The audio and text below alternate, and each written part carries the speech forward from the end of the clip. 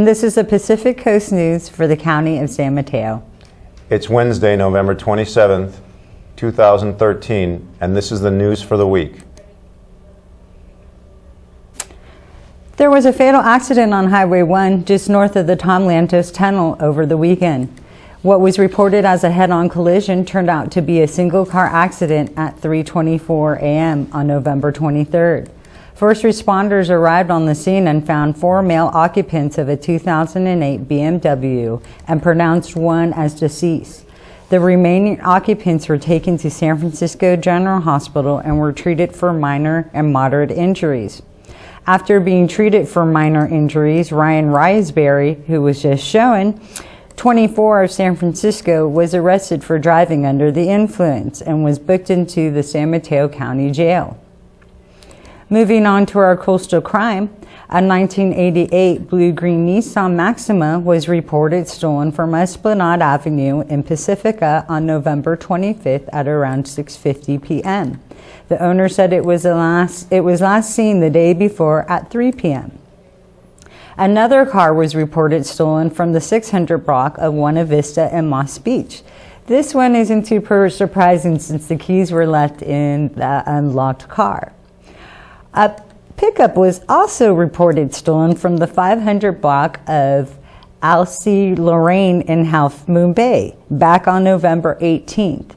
It was also taken while it was parked overnight. While in Pacifica, a couple of burglaries were reported on November 22nd.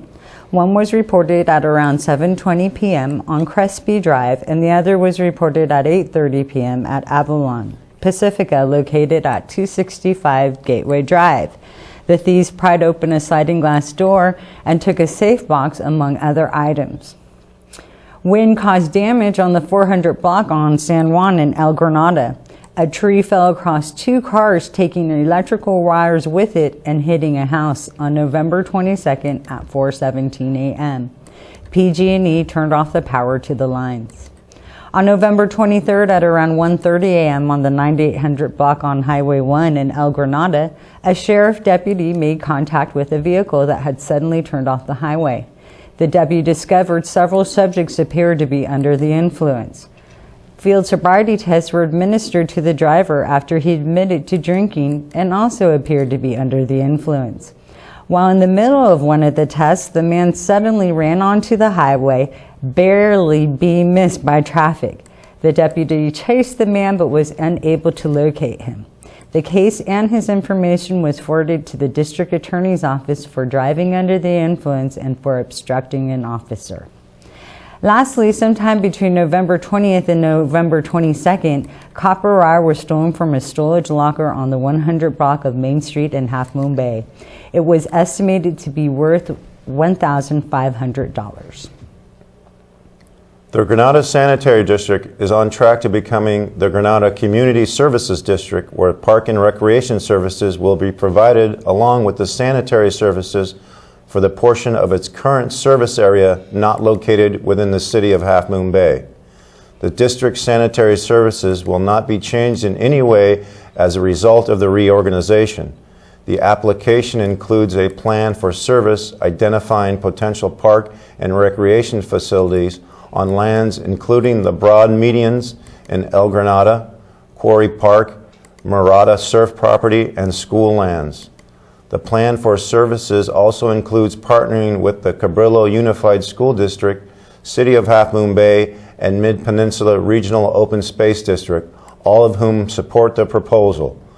The Mid-Coast County Council said it needs assistance with the maintenance of the El Granada school playing fields. The plan for service indicates that the level and range of service would initially involve maintaining district-owned lands and would expand in a phased approach. According to the application, no new taxes, charges, or fees are planned for parks and recreation. Current sewer and garbage fees will remain in place. It is proposed that a portion of the property taxes currently received by the Granada Sanitary District will be used for funding of the parks and recreation services. The local agency formation commission for the County of San Mateo held a public hearing November 20th and requested additional public comments from those that could be affected by the change. The City of Half Moon Bay responded to this request by sending a letter with support for the application with conditions. They want the Commission to provide additional information about anticipated increases to sewer fees for the residents and for the unincorporated coastside communities, and to enter into the agreement with the city to ensure that property taxes that are currently allocated to Granada Sanitary District for parcels within Half Moon Bay for community services including parks and recreation services be allocated to the city. The Local Agency Formation Commission has been gathering feedback and comments from all affected agencies or commissions since the Granada Sanitary District submitted its application in April. Memorandums for understanding with Farm Bureau have already been established, some of which include prohibiting the district's use of power of eminent domain on land, unless it's mutually acceptable to the landowner. In addition, the Commission has agreed to make this a condition for any district reorganization project in the area. The district has also agreed to consult with the Farm Bureau on any adjoining lands in regards to its development or management plans, and will provide the Farm Bureau with written notice of any hearings where acquisitions or management plans will be considered. The Coastal Commission will review the application at next month's meeting that will take place in San Francisco. Pacifica's birthday quietly came and went on November 22nd. It was back in 1957 that the city was incorporated in the small communities of Fairmont, Westview, Pacific Manor, Sharp Park, Fairway Park, Valley Mar, Rockaway Beach, Lindamar, and Pedro Point created the city. Later, Park Pacifica was added to the community. Original plans for the city was to expand it to 100,000 residents. However, preservationists in the early 1970s saved much of its hillside open space as part of the Golden Gate National Recreation Area. The city was named through a contest. The winning name was based on the 80-foot statue by Ralph Stockpole. Pacifica was the theme lady for the 1939 and 1940 Golden Gate International Exposition that was held on Treasure Island. The city has two models of the statue. One is over the front stairs of the City Hall, and the other sits in the City Council chambers. In addition, there is another in the Frida Kahlo Garden at City College of San Francisco. The name Pacifica means peace in Spanish. Stockpole was a sculptor, painter, muralist, etcher, art educator, and one of San Francisco's leading artists during the 1920s and 30s. His sculptures can be seen all over San Francisco, most notably at the Masonic Temple and the Pacific Coast Exchange. He also helped work on the Coit Tower murals. Stockpole passed in 1973 in France. Well, the holiday season is officially upon us, and the Pacifica Resource Center continues to help those that are struggling. Typically, the center plans to help 100 families, but Anita Rees of the Pacifica Resource Center told Pacific Coast News that this year they are able to assist 50 more families. Rees estimates that they are feeding approximately 500 residents for Thanksgiving. The number could go even higher, Rees says, since we're also help anyone that comes into the office this week. The Resource Center is also in full swing for their other holiday program, Adopt a Family. Rees told the Resource Center was able to extend the deadline for this program since they have more adopters this year. Again, the Pacifica Resource Center plans for helping 100 families for each holiday program. But for this program and for this year, they're able to do 10 more families. So if for this holiday season you find yourself at either end of the money spectrum, needing assistance, or are willing to give your fair share, please contact the Pacifica Resource Center. They can be reached at 738-7470. The Resource Center is always in search of volunteers as well. They're specifically looking for people who are available for a couple hours in the afternoon and for drivers to pick up donations on a daily basis. Again, for more details, contact the Resource Center at 738-7470.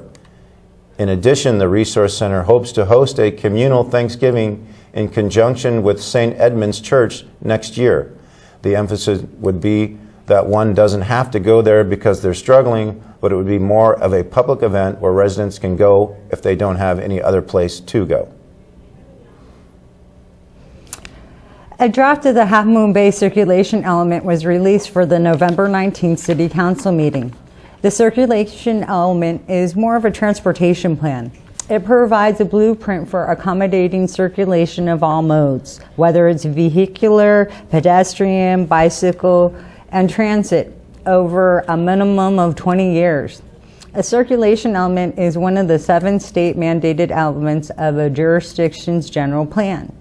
The 75-page report includes a list of 9 goals, such as developing a functional and cohesive transportation network, maintaining safe and convenient vehicle access, creating and maintaining complete streets, foster and support pedestrian and bicycle travel, ensure a reliable and safe transit system, manage parking and improving emergency vehicle service and accessibility throughout the city. One of the planned actions for creating and maintaining complete streets is giving provisions for electric vehicle charging stations, priority parking for clean air vehicles, and other best practices related to greener vehicular transportation. Also, traffic calming measures such as roundabouts, signage, speed humps, and diverters could be considered. A couple of action items to foster and support pedestrian and bicycle travel are to integrate provisions for safe routes to the crossings from downtown, commercial shopping centers, and neighborhoods. The provisions may include pavement markings, signage, and other means to ensure safe, convenient, and comfortable travel by pedestrians, bicyclists, scooters, and wheelchairs. Another consideration is to construct a new off-street multi-purpose trail serving neighborhoods and destinations east of Highway 1. For parking management, some of the action items listed are to review and update as needed parking standards to support and secure bicycle parking at new commercial, institutional, and residential land uses. There is also consideration for bicycle parking for key activity centers such as downtown, schools, employment centers, high-volume transit stops along bike routes at beach access points and parks, and install bicycle parking as needed. The city's administration of special events permits wants to encourage event coordinators to provide additional temporary parking areas for events utilizing parking agreements to facilitate the process and ensure that the public, property owner, and city are protected from harm and liability. One of the long-term improvements listed is widening Highway 1 to 4 lanes at all intersections with a light signal. Most of the improvements from the previous circulation element were implemented, but there were some that weren't and remain in the updated version. The county has posted bacteria warning signs at a few beaches and creeks since they tested positively for high concentration of indicator bacteria. These signs are posted to alert the public that there may be a risk of illness associated with swimming in contaminated waters and are an advisory rather than a quarantine or beach closure. Signs have been posted at the following beaches: Venice Beach in Half Moon Bay, Capistrano Beach and Outer Harbor Beach in El Granada. The indicator bacteria include total coliform, E. coli, and enterococcosis.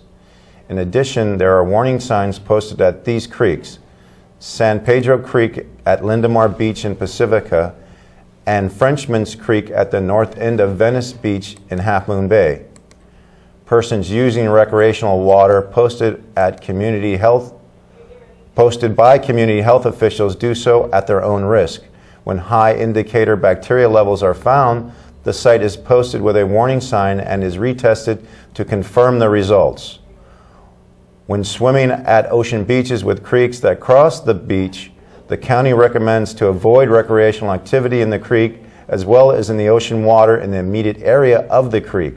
While the creek water may look calmer and safer to play in, it typically has a higher bacteria count than the ocean water. The county also suggests to avoid going in the water during rainstorms.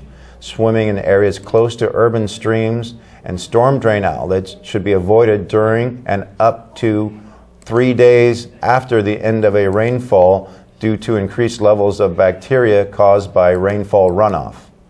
The San Mateo County routinely tests 43 sites each week, including ocean beaches, creek mouths, and bay lagoon beaches. County staff will provide training and needed equipment and supplies for sampling. Sites are sampled every Monday morning by a combination of county staff and volunteers, primarily associated with the local chapter of the Surfrider Foundation. In health news, there are now several residents facing cancellations of their insurance policies. Even though President Obama has asked insurance companies to extend these policies, Californians will be excluded from this request. The Covered California Health Board Exchange voted unanimously on November 21st to have the insurance policies extended, to not have the insurance policies extended because it would be too confusing. In addition, these policies no longer meet the new insurance requirements, such as allowing pre-existing conditions. If you're a resident suddenly needing insurance, do not go to the federal insurance website. California is one of the states running the Affordable Care Act, instead of relying on the feds to run the program. California residents should go to the website coveredca.com or can call 1-800-300-1506. Covered California was created to have a marketplace where most California residents can get health coverage, and insurance companies aren't allowed to deny applications based on a pre-existing condition or cancel policy if one becomes sick. It all might sound a little overwhelming, but this website is pretty easy to navigate. There is a Get Started option which will bring you directly to where you can start shopping. Personally, I was hesitant to click on the Get Started option since it wasn't clear how much information was needed, but it's actually where you need to go to get a monthly estimate. If you'd like more information first, at the bottom of the page there are 8 tiles that have a variety of information such as health insurance information or common questions. But if you go back to the top and click on Get Started, another new tab will open and you'll see a page where the required information is broken down by just 2 sections. Enter the number of people in your household, your income, where you have the option to enter your weekly income and it will automatically calculate your annual income. The last part of the household information is your zip code. For enrollee information, just enter the age of the adults and the number of dependents, and then you'll be given insurance options along with a monthly estimate. It's a little confusing because a window within the new page will open up. This window explains which coverage is best suited for you and why you qualify for it. When you close that window, you'll see a new page with all of your insurance options. Again, it gets a little confusing at first because first it states your total monthly premiums, then the monthly premium assistance or tax credit before it finally states your monthly payment. Since my main source of income has been unemployment and contract work, I was relieved and impressed to see that my monthly options range from $1 to $148, depending on the kind of coverage I'd like. To understand the difference between types of coverage, again, go back to the web page and it will break down all the different options for you. And again, be sure to go to coveredca.com. Other new agencies have reported that there are similarly named websites where independent insurance agents are trying to scoop on business. CoveredCA.com does not charge for any insurance estimates, and some residents can qualify for financial assistance if you register by December 15th. In other health news, the county released its weekly flu report and it showed a spike in flu cases that tested positively for the last week of October, where 3 cases were reported, while just 1 case was reported for the first week of November. The San Mateo County Public Health Lab has the ability to further subtype positive influenza specimens. The report states influenza-like illnesses from San Mateo Medical Center is low and similar to activity for the same period last season. However, during the last week of October, there were more reported cases this year when compared with last year. In addition, the influenza-like illness increased to 2.1% for the first week of November from 1.9% for the last week of October. Within the county, a total of 204 specimens have been tested for influenza since the beginning of the flu season, 5 of which tested positive for influenza. For the state, 865 specimens tested, 11 were positive for influenza. Of the positive specimens, 9 were influenza A, 5 were H1, 2 specimens tested positive for influenza B, and 1 has H3. In other health news, San Mateo County Manager John Maltby announced he has appointed Ilana Rodriguez as the director of the Human Services Agency. The agency assists foster youth, administers programs that promote economic self-efficiency, provides services for the homeless, and helps to prevent child abuse, among other actions. Rodriguez, a Redwood City resident, has served as director of the San Mateo County Department of Child Support Services since January 2007. She has worked for the county since 1989 and holds a master's degree in public administration. Rodriguez is replacing Beverly Beasley Johnson, who is retiring after a 37-year career helping those in need. Johnson said the appointment of Ilana Rodriguez to lead the Human Resource Agency is an excellent choice. Ilana's experience, track record of innovation and collaboration, and passion for public service are the perfect formula to lead the agency. Maltby said Rodriguez began as a caseworker and has that passion to help others. Right now, we are seeing historic changes in the way government at all levels delivers services and copes with diminishing resources, Rodriguez said. For instance, the state is shifting responsibility for low-level offenders to counties to save money. If these offenders are going to succeed and we are going to make our community safer, it's up to us on the local level to develop the types of programs that will help them land jobs and strengthen families.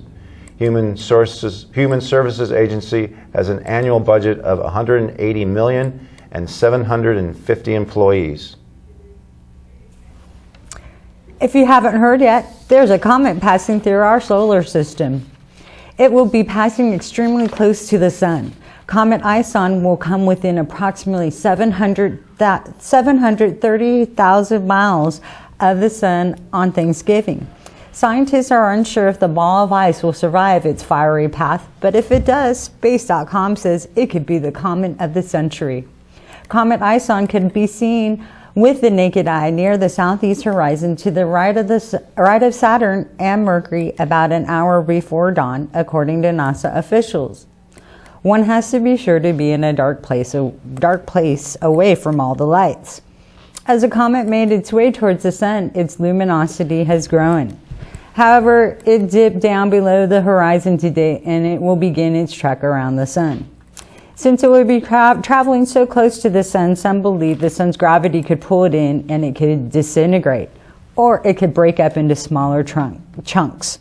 But if it survives, experts say that it will be visible just before dawn on November 29th and can put on a spectacular show for weeks. Sky watchers aren't the only ones eagerly tracking Ison's progress. Scientists have trained a number of instruments on the comet, hoping to learn key details of its combustion by noting which gases boil off as it gets closer and closer to the sun. Ison was discovered in September 2012 by 2 Russian amateur astronomers. This is its first trip to our inner solar system. For novice sky watchers who need help finding the planets, NASA recommends using a stargazing app. There's a free app for the iPhone and iPod called Comet Watch, and that points users in the direction of Ison. In sports this week, after having the first seed pick in 30 years and being undefeated all season long, the Terra Tiger Sharks were eliminated by Valley Christian Warriors with a final score of 26-7 in their first playoff game. The Warriors' offense and defensive teams were no match for the Terra Tigers. Terra couldn't seem to gain any yards while the defense couldn't seem to hold the Warriors. Valley Christian totally dominated the second half, running 37 plays for a total of 435 yards, 363 of those yards on the ground and only 39 in the air. The Tigers quarterback, number 12, Anthony Gordon, threw for only 173 total yards with 10 of 16 completions. Their star running back, senior number 4, John Wallace, was held to only 57 yards on 10 carries. Again, the final score was 26-7. Even with last Friday night's loss to the Warriors, the Terra Tiger Sharks can be very proud of the season they had this year on the football field. And that's the news for the coast this week. Pacific Coast News is in search of volunteers for Tuesday nights. If you're interested, please email us at paccoastnews@yahoo.com. We're also always interested in receiving new tips, suggestions, videos, or feedback. Join us again next week. And from both PCN and PCT, we'd like to wish you and yours a happy Thanksgiving.